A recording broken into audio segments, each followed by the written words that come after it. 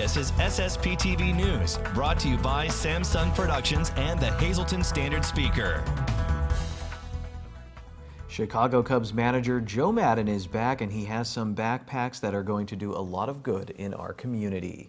Hello everyone, happy Hanukkah. I hope it's going great. Thank you for your time. I'm Ken Karen. Before we get to the news, remember to watch us in HD on Service Electric Cablevision Channel 513 and anywhere, anytime with the Samsung Productions app. And now here's our Thursday top stories from SSPTV and the Hazleton Standard Speaker. Ever since the Divine Providence Homeless Shelter got its start in the city of Hazleton, it's received a lot of support from local residents. Today, Chicago Cubs manager Joe Maddon and his wife Jay stopped by to help out by donating backpacks for the homeless in our area through their Respect 90 Foundation. Respect 90, the phrase means the distance between home plate and first base, and also that respect begins at home. The only rule I have among my players is that I want them to run hard to first base, so respect 90. So that's how it was established. Now, regarding the backpacks itself, we had this brought to our attention by a fellow in Chicago. So we got this there, and we thought, what a great idea. You know, we thought it was a great idea. We showed it to, listen, we're always in contact with a lot of the people in need in Chicago, Tampa, now here too. And when we showed it to them, they're like ecstatic. They loved it, great idea. Right down to there's a poncho underneath there in bad weather. The fact that there's a strap that can be put on, they could hold on to it at night while they're asleep. You know, again, just to prevent thieves. It's designed by them, so they love it.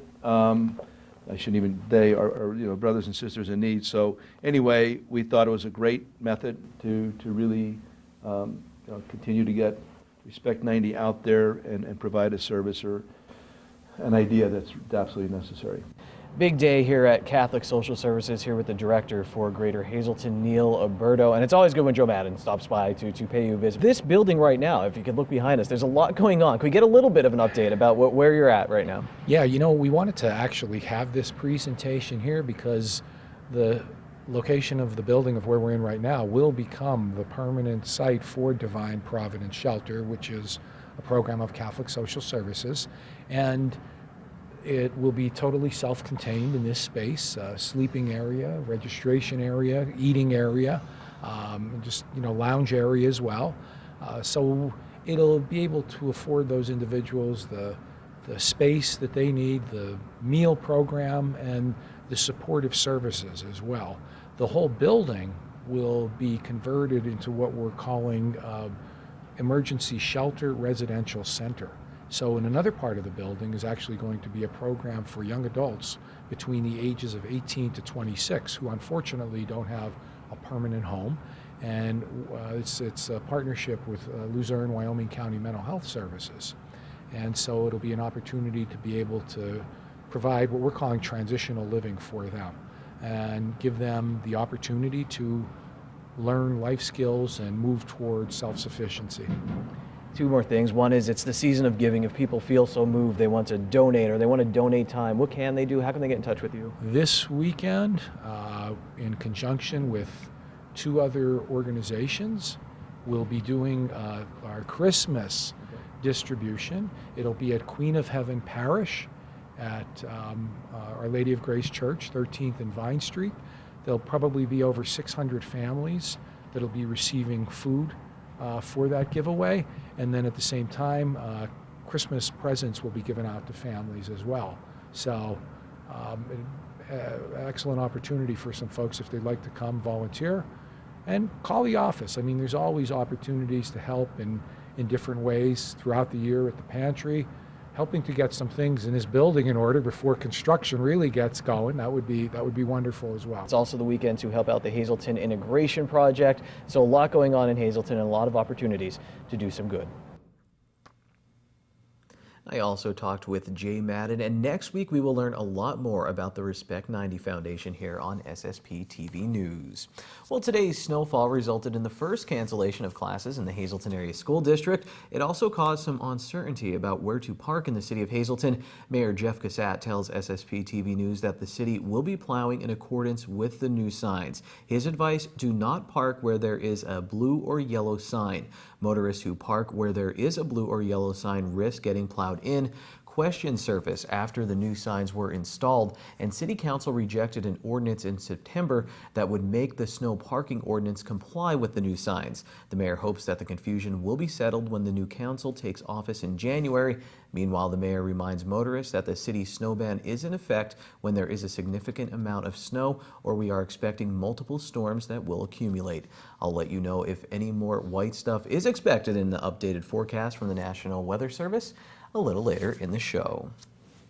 Earlier this week, we told you that SSPTV's very own Janine Lassant will be featured in this week's print and website edition of Electric City in Scranton, and you can see and read about Janine in the latest edition of Up Close and Personal starting today. Special thanks to Electric City and photographer Emma Black for the beautiful photos and article, and congratulations to Janine on being recognized. You can see and read the article in the 570 powered by Electric City by logging on to the570.com.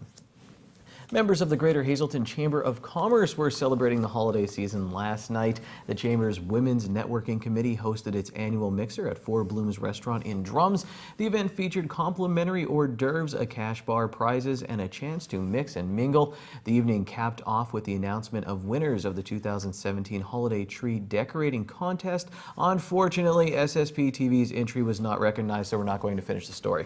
Kidding. However, we do want to thank Teresa and Janine for the great work they did with our giving tree, which allowed visitors to choose a gift from our station Christmas tree. And speaking of holiday get-togethers, tonight we begin a new feature on SSP TV News from Freeze Farm Winery in Berwick that will offer some great ideas for your upcoming holiday party. Season's greeting from Freeze Farm Winery. I'm Stephanie Rothery, co-owner of Freeze Farm Winery, and I am here with Patty Lahow, and we are going to tell you about some of the fabulous cocktails that we'll be featuring every weekend from now through the New Year's. Our first cocktail that we're going to feature is a cranberry ginger mule. Last year we released our cranberry wine about a week or so before Christmas, and we got a lot of customers sending us pictures from their holiday parties telling us how great it went with their vodka and cranberries. So we decided to try a cranberry ginger mule, a little twist on it for the holidays, and Patty's going to tell you how we make it. We actually were a little hesitant when we heard the vodka was being mixed with our wine, so we wanted to try it out for ourselves, and after we did so, we were pleasantly surprised. So we wanted to share our findings with you, and I'll go over the simple ingredients that make up this very refreshing holiday beverage. First, you start out with ginger beer. We pour that into our cup, approximately 4 ounces each. Next, because we are a PA preferred winery, we are responsible in serving PA preferred liquors as well. So we will be adding 2 ounces of our PA preferred vodka into the glasses as well. Next, as Steph mentioned, we will be using our cranberry wine, Queen of Tarts, silver medal winner in the International Wine Competition in the Finger Lake region. We add approximately 2 ounces of that as well.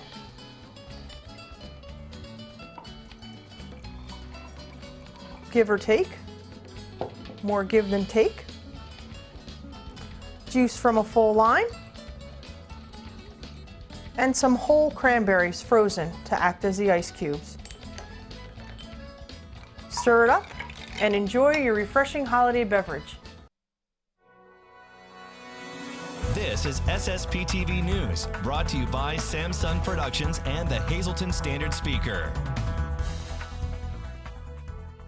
Our good friend Charles McElwee back in our studios for another history segment. He's the Vice President of the Board of Directors for the Greater Hazleton Historical Society and Museum. You always find interesting tidbits for us, and Hazleton now included in a recent book, recent meaning just, released a few months ago, talking about heritage here in this area. Yes, so The End of Outrage came out earlier this fall, published by Oxford University Press. It was written by Brendan McSivna, who is a historian currently he's doing the fellowship in Galway, Ireland. And he actually visited Hazleton a few years ago and gave a presentation at Penn State Hazleton about the links between the Hazleton area and County Donegal, Ireland. So the book focuses on his hometown in Ireland, and he's from County Donegal, and about how that region adjusted after the famine in the 1840s. And as we all know, the famine wiped out the population of Ireland, was devastating arguably genocide to many historians. But that part of Ireland wasn't as impacted as other parts of Ireland. And Brendan takes a look at that, and he talks about how that part of Ireland, Donegal, adjusted after the famine. He focuses on some elements of the story that apply to here. He talks about the Ribbonmen and the precursor to the Molly Maguires, and he talks about Patrick McGlynn, who was an informer of the Mollys in Ireland. And as we know just from the movie The Molly Maguires, that was kind of the story that happened in this region as well.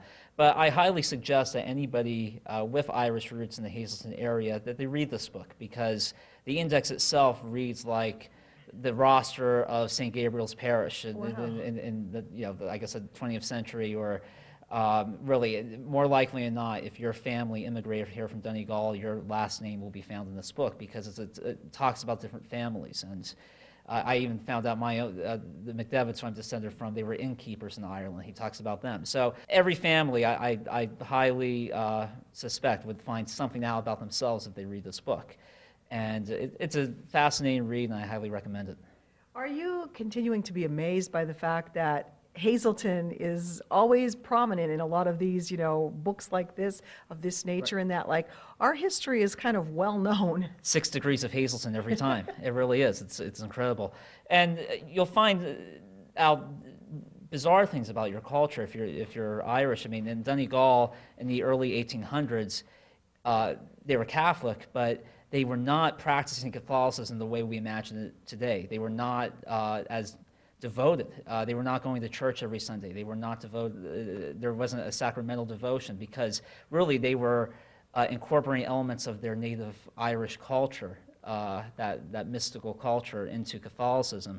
And it really wasn't until the relaxation of the penal laws from England that the church came in, and the native Irish population became more devout. And that obviously carried over into the United States, where we saw really it had an impact on urban development in so many cities like Philadelphia or even Hazleton, that you always had the parish in the center of every neighborhood, because it was a mortal sin to miss Mass.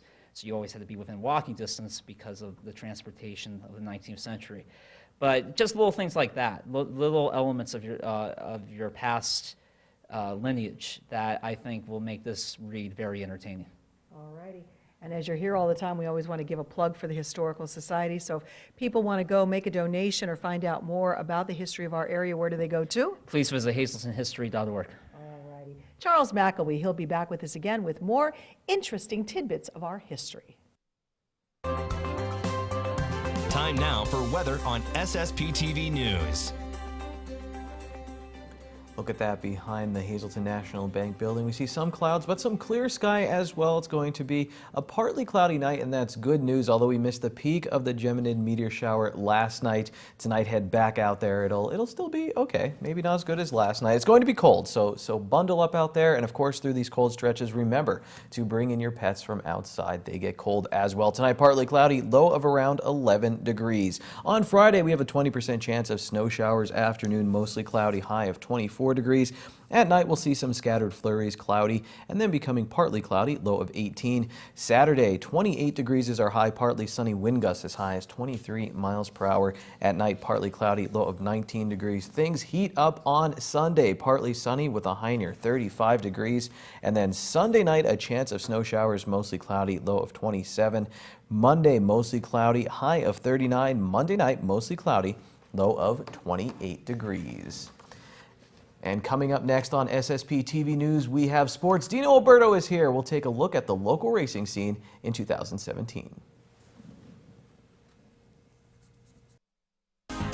Time now for sports on SSPTV News. Here with Dino Alberto, we're keeping track with him, the local motorsport journalist, cannoli enthusiast, and now GM at Mahoning Valley Speedway. Dino, congratulations. Another title to your name, another responsibility in the racing community. You have so much going on, but this is near and dear to your heart. Thanks, Kenny. I'm very appreciative of that. Just recently, the new promoter at Mahoning Valley Speedway, Jack Carlino, had got together with me and said, hey, listen, I'd like you to be the man that helps us guide things down there. And I was very humbled, and I'm very honored to accept to take over as general manager. And I know there's going to be some more things that we're going to be excited to announce locally that I think fans are going to be excited to hear about. Well, let's wrap up the local season a bit, because it's not like you had no connections down there at all. You were obviously putting out press releases for them and a lot of work. As we look back at 2017, the racing season, what happened locally, do you know, that still sticks out to you? I like the fact that the father and son team of Jason and Jaden Harmon won respective championships at Greenwood Valley Action Track. I like that Braden Spencer, he was on your show here earlier this year. He won the championship in the four-cylinder division at Evergreen Raceway. 50 years ago, his grandfather, Ed Spencer Sr., won a championship at Evergreen Raceway. I think that's pretty cool to see things like that. At Mahoning Valley Speedway, Austin Beers, he won the four-cylinder championship, or the hobby stock class as we call it down there, and his father and grandfather, he comes out of a legendary family as well, carrying on the family tradition. Mike Sweeney from Nesquehoning, who is a avid watcher of this show here, won his second straight championship in the late model division, and for the third year in a row was the top regional asphalt late model short track winner. So I think that's something to be very proud of. Some of the wins came at Mahoning Valley, some of them came at Evergreen. Ross Perchek once again just stormed through the 270 class in micro sprints, and he winning at Greenwood Valley and everywhere else. And so good stuff that's happened throughout the region. Another young driver who we had on here, Jacob Balliot, some exciting things coming out of him. He won this year up at Hamlin Speedway on the dirt in the 600s. He ran at Greenwood Valley. He ran at the action track at Kutztown, and there's some exciting news coming out of that little camp, and I hope to have him here to announce it real soon if you'll have him. You know, you have a lot of exciting things going on. And he's even brought us some Christmas gift ideas or holiday gift ideas. Doesn't matter, buy it for a birthday, buy it for anything. You have a book you're reviewing right now, very interesting, and has some local ties. This here is Toby. It's an outstanding book penned by a good friend of mine, Lou Boyd. He's an outstanding motorsports journalist. It's about Dick Tobias, a legendary Pennsylvania racer. This guy can drive anything. And it's more so about him, his story, and he's out of the eastern Pennsylvania region, out of the Lebanon area. So for the aficionados, the historians, those of us that have been following this sport for a long, long time, they know the name Tobias. His sons carrying on that tradition as well for years and years. Dick unfortunately lost his life in a USAC sprint car accident in 1978 at the Flemington Fair Speedway, but his sons have carried on the legend and have raced everywhere and everything all across the country, including here locally. Places like Big Diamond, places like Evergreen, Mahoning Valley, Grandview, and so it's an awesome book for those of you looking for the special gift to give under the tree at Christmas time. I recommend this. It's from coastal181.com, and that's a great place to look for items to get that special racer in your family. Before we sign off, would I enjoy it? You know me, I'm not watching racing all the time. I rely on your knowledge, but is there something in there kind of for everybody? There is something in here for everybody, because that's the way Lou Boyd goes about writing his biographies. And that's the thing, it's a biography, and it really touches close to home because it gets right into the heart of the story itself, and it's about our area. And that's what I like about this. You know, it's about places that you've covered in your down the road, what you do, whether it's baseball, football, whatever, and you see that, hey, it's not just about that. There was so much other stuff motorsports-wise that, of course, I like to throw that pitch out at, but I think you would enjoy this. It's a great biography, and there's a lot of good stuff in here, pictures, everything, so it's all good. Always a lot of good stuff from Dino Alberto. You can watch him here on SSPTV News. You could read his work in the Standard Speaker, and then you could just say hi to him down at Mahoning Valley Speedway. Keeping you on your toes, here's your Thursday green screen. Midday winning lottery numbers: pick 2, 7, 3, pick 3, 1, 4, 9, pick 4, 5, 4, 1, 1, and pick 5, 5, 2, 7, 6, 0. The wild number is 1. Good evening, everyone. Here's today's Talk of the Town. Come on out to Christmas with Sarah Vienna on Saturday, December 16th at 6:30 p.m. at Faith Assembly of God. This event is free, but there will be a Goodwill collection. For more information, you can go to faithag.com or call the number on your screen. The Freeland and St. Anne's Band will be having a Christmas concert on Sunday, December 17th at 1 p.m. at MMI Prep. This event is free. There will be a hands-only CPR class for anyone over the age of 10. This event will be on Wednesday, December 20th at 5:30 p.m. at the Fitness Center at Health and Wellness Center in Hazleton. For more information, you can call the number on your screen. And we'll end today's social report with your final chance to see the MPB Community Players Christmas Pageant. The pageant will be on Sunday, December 17th at Annunciation Parish at St. Gabriel's Church at 2:30 p.m. This event is free, but there will be a Goodwill collection. And that's today's Talk of the Town. SSPTV News would like to send our sincere condolences to the family and friends of these recently departed. Anna M. Resnick of Hazleton. Services will be private under the Firo Funeral Home in Hazleton. And Joan S. Sowers of Whitehaven. Mass is Saturday at 12 noon at St. Patrick's Church in Whitehaven. The Lehman Family Funeral Home is in charge of the arrangements. Attention pay-per-view subscribers, if you see your name now on SSPTV News, you can call in and win a free movie from Service Electric Cablevision. Today's winner is Marissa Howard of St. Clair. Call now at 570-455-7267 extension 104 for your free movie.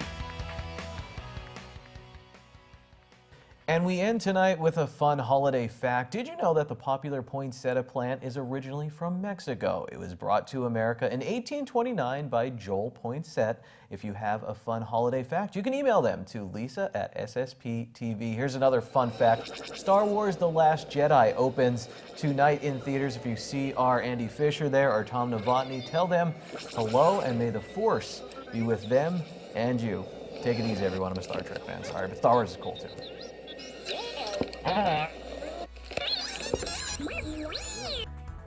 Watch us online anytime at ssptv.com and follow us on Facebook and Twitter.